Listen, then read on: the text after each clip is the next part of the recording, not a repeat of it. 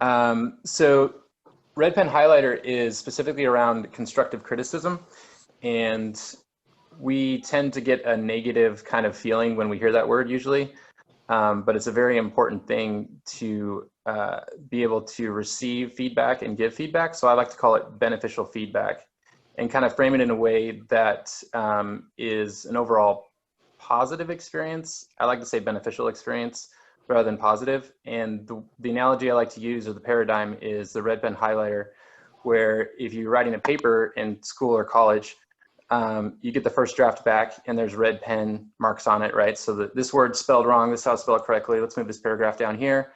They're giving you problems with the paper and showing you objective solutions, as opposed to a subjective reaction, which is a big red X, and then hand it back and say, this paper's no good, but that doesn't help you because you don't know why it's no good. So the key is to be objective when you notice a problem with something, an area in the company or a coworker, and then come with creative solutions.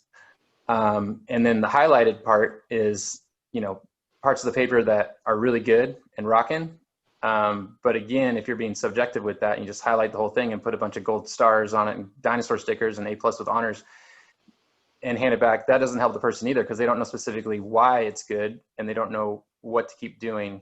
And they might lose some aspect of themselves or a way they're contributing to the company because they don't know that it is super beneficial. So if you highlight how they're contributing in a beneficial way, there's like, oh, that's rocking, that's working, I'm gonna keep doing that.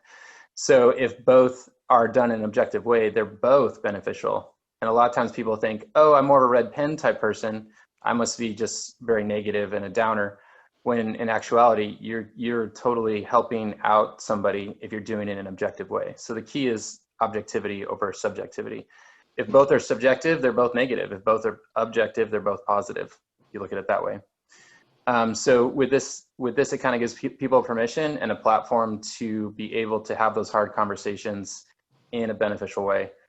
And I like to say too that if you're about to enter a difficult conversation and you're at like 80, your tank's at 80% or above, you could be coming in with a red pen comment in a very clean, objective way. But if they're like at 80% or below, like they're coming in at 60% into this conversation, their filter is subjective. They're not going to hear anything good that you're saying. So to check in with that person and be like, hey, I'm going to give you some feedback. Are you at a space to hear it? Are you at 80% or above? And if they say no, then it's like, okay, let's circle back and have this conversation later. And I've found with a lot of companies, they've given me feedback later on where it's like, that was huge. We use that all the time. And the key is dialogue, right? So if we can have dialogue and people are 80% or above, then you can have those hard talks and get through them and be a better team.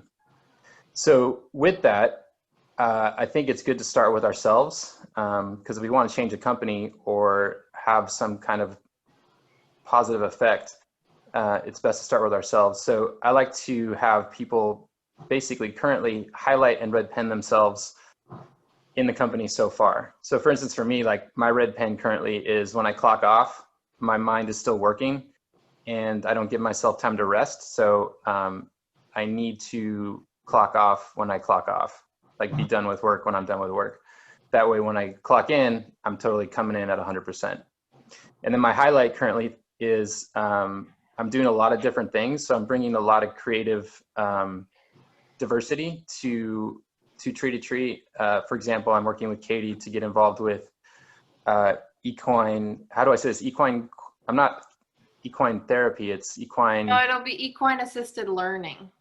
Yeah, so I'm learning how to work with teams with horses to help them be a better team. And so I can bring a lot of stuff that I'm learning from that training into Tree to Tree